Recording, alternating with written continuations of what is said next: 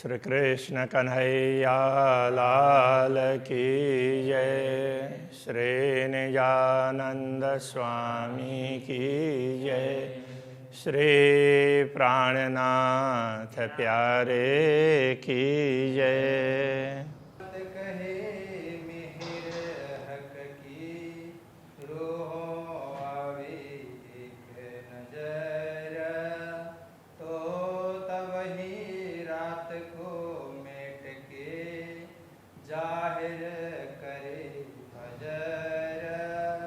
जाहिर करे फजर। श्री कृष्ण कन्हैया लाल की। तीसरे सागर की बात करते हैं तो ये ब्रह्मात्माओं का एकात्म भाव है। एक दिली कहने का तात्पर्य एक भाव सब में। एक के जब इतना ऐक्य होता है तो उसमें एक के मन में कुछ बात आती है तो दूसरे को भी वही ख्याल होता है, वैसी बात होगी। एक खुश है तो दूसरों को भी उसकी खुशी होती है, मिलती है। तो इस प्रकार से ये एक दिली है, एकात्म भाव। तो उस बात को यहाँ समझा रहे हैं, इसको ही तीसरा सागर कहा। तो एकात्म भाव कैसा है और क्यों होता है, दोनों बातें यहाँ पर समझाइए। अब कहूँ सागर तीसरा मूल मेला विराजत। अब तीसरे सागर की बात करते हैं जो ब्रह्म आत्माएं मूल मेलाओं में विराजमान हैं। रूह की आँखों देखिए तो पाइए इन्हों सिफत। आत्मदृष्टि से देखेंगे तो इनका महत्व, एक दिली का महत्व समझ में आएगा, अथवा इन ब्रह्म आत्माओं की महिमा समझ में आएगी। अरश की अरवाह जेती, जितनी भी आत्माएं धाम की हैं, जुदी होए न सके एक खिन। एक क्षण भी वो अलग अलग नहीं होंगे, क्योंकि सब में एकात्म भाव है। ए माएँ क्यों होए जुदियाँ, असल रूहें एक तन। तो ये जब मूल रूप से तो ये एक ही है, असल में एक ही तन है, श्यामा जी के अंग है, तो वो अलग अलग कैसे हो सकते हैं। वो नश्वर जगत में इन सबन की एक अकल, एक दिल, एक चित्त है। उनकी बुद्धि भी एक है और चित्त भी एक है। एक इश्क इनों का स्नेह कायम हित। प्रेम भी इनका एक ही है और स्नेह भी एक ही है। प्रेम स्नेह एक ही चीज़ है, तो वो अखंड है, कभी इधर उधर होने वाला ही नहीं है। इनों दिल सागर तीसरा, एक सागर सब दिल। इनके दिल का सागर है, वो सबका एक ही है। तो इसलिए इनके दिल को ये तीसरा सागर कहा है कि वो सबके दिल का एक सागर है, सारा सबका मिल करके ऐसा होता है। देखो इनो दिल पैठ के किन विध बैठिया मिला। इनके दिल में बैठ करके तो देखो, इनके दिल पर, इनके दिल को समझ करके तो देखो ये कैसे एक होकर के बैठी हुई है। तो ये बताना चाह रहे हैं। हास विलास सुख एक है, परम धाम के हास विलास वो सारे एक ही सुख है, एक सब एक जैसे ही हैं। एक भांत एक चाल, सबके आनंद एक होता है तो दूसरों को भी होता है। इसी प्रकार से तो सबकी चाल भी एक ही प्रकार की है। तो इन वाहिदत की क्यों कहूँ, कौल फैल जो हाल है। तो जब उनका सहारा सब कुछ एक ही है, एक ही का तात्पर्य सब में प्रेम है। कोई ऐसा कोई दूसरा विचारता हो, कोई तीसरा विचारता हो, इस प्रकार से नहीं है। तो फिर अलग अलग लीलाएं कैसे करेंगे, तो वो तो फिर जैसे जिन जिन को वो तो वैरायटी दिखाएंगे ना, तो उसके हिसाब से राज्य बोलेंगे कि कोई ये कर लें, दूसरा कर लें। तो उस हिसाब से सबको ड्यूटी दी हुई होती है, तो उस हिसाब से वो काम करते हैं। तो इस जब इनका सारा एक ही है तो इनके इन अद्वैत ब्रह्मात्माओं का मन वचन कर्म, तो इनके विषय में हम क्या वर्णन कर सकते हैं। तो कया वाहिदत, इनको इसीलिए इनको वाहिद अद्वैत कहा है। अर्श अरवाहक जात, परमधाम की आत्माएं हैं, पूर्ण ब्रह्म परमात्मा की ही अंग स्वरूपा है। ज्यों ज्योते ज्योत उद्योत भई, त्यों सूरत की सूरत से फात। जैसे एक ज्योति से दूसरी ज्योति प्रकाशित होती है, तो ज्योति से ज्योति उसमें होगी ना, तो इस प्रकार से तो ये ब्रह्मात्माओं की विस्तृति है कि वो सूरत की सूरत है। अक्षराते धामधन्य की अंगना श्यामा जी की अंगनाएं ब्रह्मात्माएं इस प्रकार से है। तो ऐसे इनकी महिमा है। इन एक दिली रूहन की एक क्यों कर कही जाए, इन ब्रह्मात्माओं की एक दिली की बात कैसे कही जा सकती है। एक रूह कहे गुज हक का, दूजी अंग ओमंगन समाए। एक ब्रह्मात्मा उसको राज्य का अनुभव होता है, अथवा वो कुछ भी वन में खेलते हुए भी उसको लगता है राज्य मेरे साथ में खेल रहे हैं, तो वो दूसरे सखी के साथ बात करते हुए तो इस प्रकार बात करते हैं, तो दूसरे को भी लगता है वो मेरे साथ में भी ऐसा ही हो रहा है। तो ये एकात्म भाव है। एक रूह कहे गुझा का, दूजी अंग उमंगन समाए। दूसरे को वो आनंद इतना आता है वो समाता ही नहीं है। वह सुख कहवे अपना, जो किया है हक से वो अपना सुख की बात कर रही है। दिल दूजी के यूँ आवत, सब सुख लिया मैं। दूसरे को लगता है जो इसको मिल रहा है वो मुझे भी मिल रहा है, ये मैंने ही प्राप्त किया है सुख, ऐसा लगता है। तो प्रेम हो तो ये होता है, एक ही बात के वास्ते सुख दूजी को उपजा। यूँ एक ही बात के लिए, एक ही बात में, एक ही प्रसंग पर दूसरे को भी वैसा ही सुख प्राप्त होता है। यूँ सबन की एक दिली जुदा वर्णन होवे क्यों। इस प्रकार सबकी एक दिली है तो उनको अलग अलग तो कैसे वर्णन करें। एक रूह बात करे हकसों, सुख दूजी को हो। एक आध ब्रह्मात्मा अक्षरातीत से बात करती है तो दूसरे को भी बात करने का भी सुख प्राप्त होता है, और धामधनी से बात सुन रहे हैं तो वही सुख उसको भी मिलता है। जब देखिए मुख बोलते तब सुख पावे दुए। जब बोलते हुए देखते हैं, जो बात कुछ बात करती हुई देखती है तो दूसरे को भी वैसा ही सुख प्राप्त होता है। अरस परस यूँ हकसों, आराम लेवे सबको। इस प्रकार दूसरे राज्य के साथ में अरस परस आराम का तात्पर्य, तो राज्य से कुछ बोला और राज्य ने कुछ उत्तर दिया, ऐसे राज्य को देखा तो राज्य ने भी देखा। इस प्रकार का ये सुख है, वो सब किसी को ऐसा प्राप्त होता है। अति सुख पावे बड़ी रूह, बड़ी रूह को बहुत सुख प्राप्त होते हैं। ये तीन के अंग सब सोए, तो ये सब उनके अंग स्वरूप है ब्रह्मात्मा। इसलिए श्यामा जी को जो सुख मिलता है सबको वही सुख मिलता है। जो सुख पावत बड़ी रूह, सब तीन के सुख सनुकूल। जो आनंद श्यामा जी को प्राप्त होता है तो सबको वही प्रसन्नता प्राप्त होती है। ज्यों जल मूल में सींचिए पहुँचे पात फल फूल। जिस प्रकार मूल में सींचते हैं, यदि वृक्ष के मूल में सींचा तो वो जल सब जगह पहुंचता है ना, तो ऐसे श्यामा जी को सुख प्राप्त होता है तो सबको सुख प्राप्त होता है।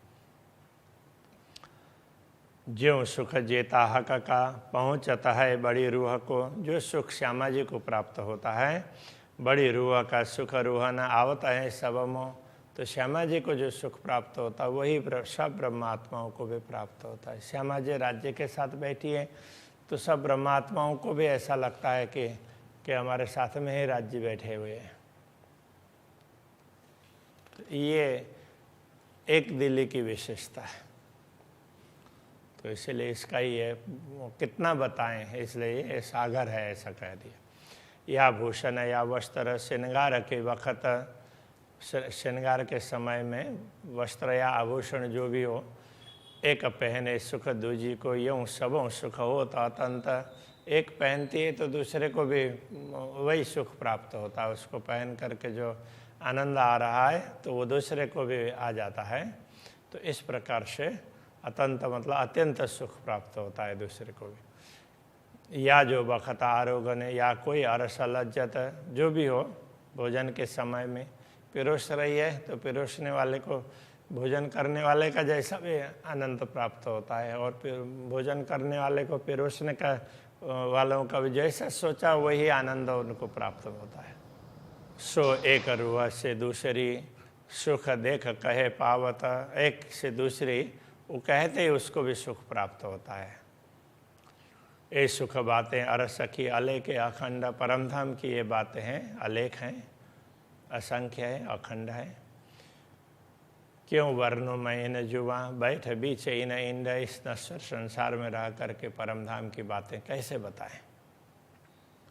मैं नेक कही इन विद की सो, अरस में विद बेशुमार, मैंने तो थोड़ी सी बात कही है, परमधाम में तो बहुत हैं, इसका कोई पारावारी नहीं है इस प्रकार के बातों का, घटनाओं का।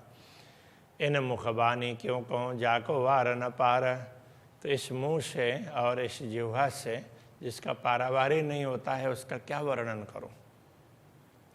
तो कया रसूल ने अरस में वाहिदत, तो रसूल ने इसीलिए उसने भी यही कहा कि उन्होंने भी परमधाम में अद्वैत है, परमधाम अद्वैत है, ऐसा करके कहा।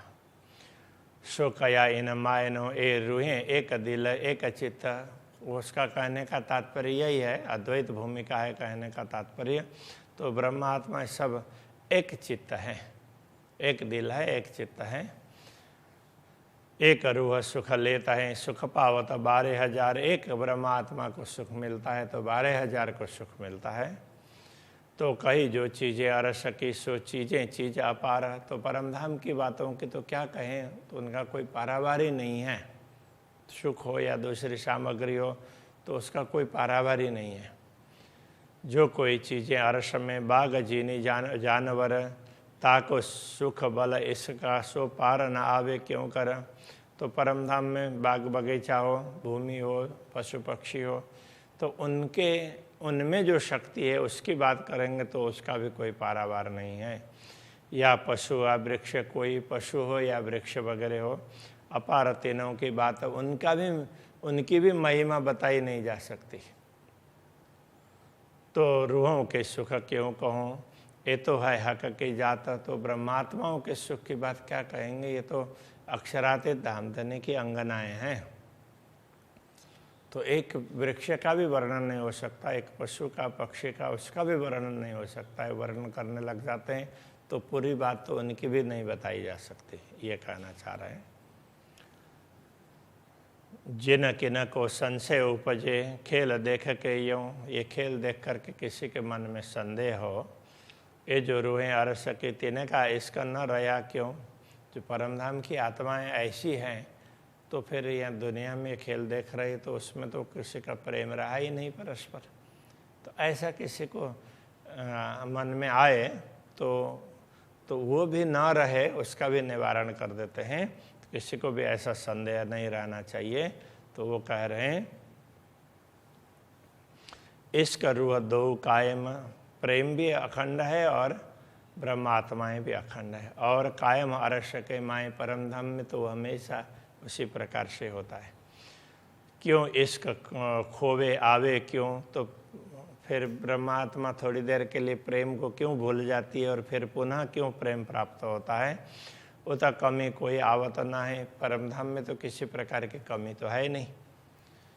तो उसका उदाहरण देते हैं, उता कमी क्यों आवे, जो रूहें आवे क्यों इत, तो वहाँ किस चीज़ की कमी है तो फिर ब्रह्मात्माएं दुनिया में आई। तो किस चीज़ की कमी थी तो उनको दुनिया में आना पड़ा। और इश्क जाए क्यों इनका, फिर इनका प्रेम कैसे चला जाएगा, जिनकी इतनी बड़ी सिफत, जिनकी महिमा ही इतनी बड़ी है। जात हक के कहावे और कहावे माहे बाहेदत, एक तो परमधाम की अद्वैत भूमिका की कही जाती है, दूसरी राज्य की अंगना कही जाती है। जो इल्म विचारे हक का ताको इश्क बढ़त, यदि पूर्ण ब्रह्म परमात्मा के प्रेम पर जो भी विचार करता होगा तो उसको तो प्रेम बढ़ना ही होता है, तो घटेगा कैसे। एक कहती हूँ मैं तिन को, जो कोई संशय लावे जिन, किसी को ये संशय ना रहे उनके लिए भी मैं ये बता दे रहा हूँ। ये अनहोनी हकें करी वास्ते हांसी ऊपर रोहन। ये असंभव बात भी अक्षरातीत धामधनी ने परमात्माओं पर हास्य करने के लिए संभव किया है। ना तो एक अबू नहीं जो हक रूहें देवे सुपन्न, हक रूहें देखे सुपन्न। वैसे तो अखंड धाम की आत्माएं स्वप्न को देखे, ये तो कभी संभव ही नहीं है। एक जरा अर्श का उड़ावे 14 भवन। जब परमधाम का एक कण ही 14 लोक को निरस्त कर सकता है, तो ब्रह्मात्माएं ये नश्वर जगत को देखें, ये तो कैसे संभव हो सकता है। ए हक़ हिकमत करी खेल दिखाया झूठ रूहन। तो ये श्री राज्य की कला है। तो हिकमत का तात्पर्य तो कुशलता, कौशल है। श्री राज्य की ये कौशल उनके कला ही है कि खेल दिखाया झूठ रूहन। तो अपने आत्माओं को उन्होंने झूठा खेल दिखा दिया। वो क्षण मात्र के लिए ये कहना चाह रहे हैं, पट दे झूठ दिखाई, या एक पर्दा डाल करके झूठ दिखा दिया। नैन देखे वकावतन। तो आँखों से तो अखंड धाम को ही देख रही हैं, और इस बीच में क्षण मात्र के लिए तो वो पर्दा डाल दिया। तो देखते देखते भी तो जैसे आँख की पलक बंद होती है, तो इतनी देर के लिए तो वो देखना बंद हो गया। तो इतने में तो सारी दुनिया सब दिखा दी। आड़ा पट दे झूठ दिखाइया। तो पर्दा डाल करके झूठ दिखा दिया। पट न आड़े हक। धामधनी के सामने तो ये पट व्यवधान रूप नहीं है। सो हक को हक देखत। तो धामधनी तो स्वयं को भी देखते हैं, सब कुछ उनको पता है, किंतु ब्रह्मात्माओं को ही समझाने के लिए तो वो आवरण डाल दिया है। वो क्षण मात्र के लिए है। तो हुई फरामोशी रंचक। इस प्रकार रंचक मतलब जरा सा थोड़ी सी ये फरामोशी हुई है, नींद थोड़ी सी नींद आई, नींद का ऐसा हो गया, बस इतनी बात है। जैसे कई बार वो बैठे बैठे ऐसा होता है ना, कुछ सुन रहे हैं तो सुनते सुनते इतना ही हुआ, बस इतनी ही बात है। जबकि भी इतना भी दिखा भी नहीं, इतनी देर में तो ये सारा दिखा दिया। तो ये कहना चाह रहे हैं, इन्हें विध खेल दिखाइया। ना तो रूहें झूठ देखे क्यों कर। तो अखंड धाम की आत्माएं नश्वर जगत को कैसे देख सकती। तो इसलिए इस प्रकार क्षण मात्र में दिखा दिया। अपने तनहा के जान के करी हंसी रूह ऊपर। अपनी अंगना समझ करके ही धामधनी ने उन पर हंसी की है,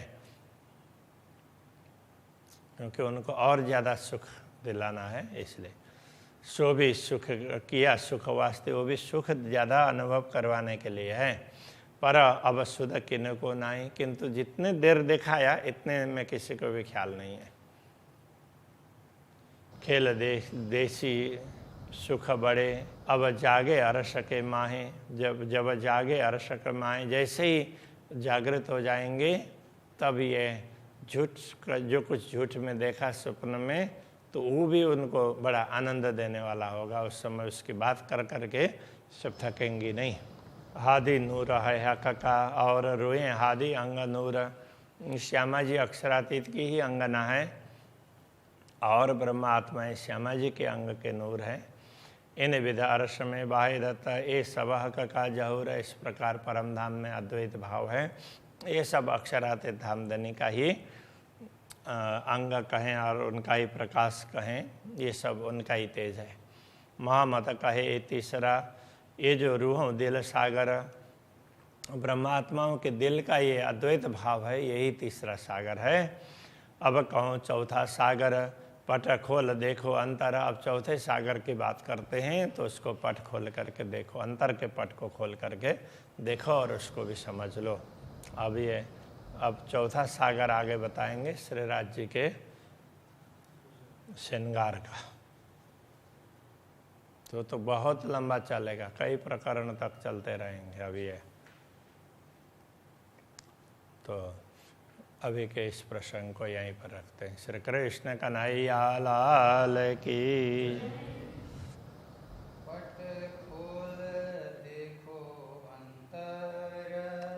पट खोल देखो अंतर।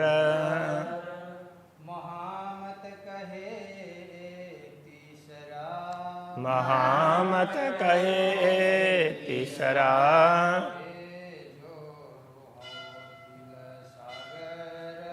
ए जो रूहां दिल सागर,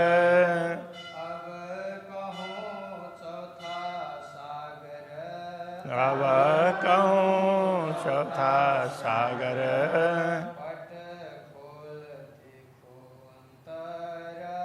पट खोल देखो अंतर।